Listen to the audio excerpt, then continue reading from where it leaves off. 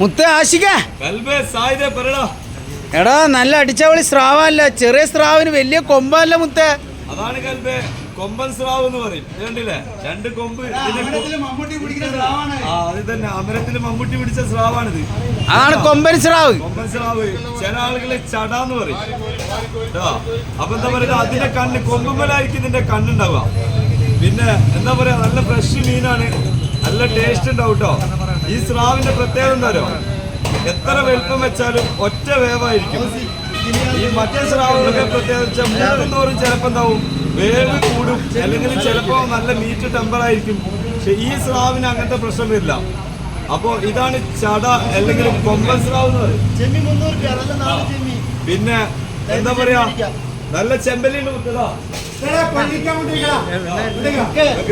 വേണ്ടി കിതാബാക്കിയാണ് വെച്ചത്. ഇത് കണ്ട ജി, ഇതാണ് നമ്മുടെ ചെമ്പല്ലാണ് ഇട്ടത്.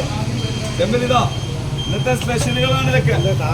പിന്നെ അപ്പൊ കൽബ, തലക്കകത്ത് ചെവിയുള്ള ഒരേ ഒരു ജീവി സ്രാവ്. അത് കൊമ്പൻ സ്രാവ്. കൊമ്പൻ സ്രാവ് എന്നല്ല, സ്രാവിന്റെ ചെവി തലക്കകത്താ വരിക. ഓക്കെ, തലക്കകത്ത് ഹൃദയമുള്ള ജീവിയുണ്ട്, സോറി മീനുണ്ട്. അത് നമുക്ക് പിന്നീട് പരിചയപ്പെടുത്താം. ഈ അറിവുകളൊക്കെ എനിക്ക് എവിടുന്ന് മുത്തേ? നിങ്ങളെ കൂടെ നിൽക്കണേ നമ്മള്. അതാണ് പോയിന്റ് മുത്തേ. സെറ്റ്. ഓക്കെ.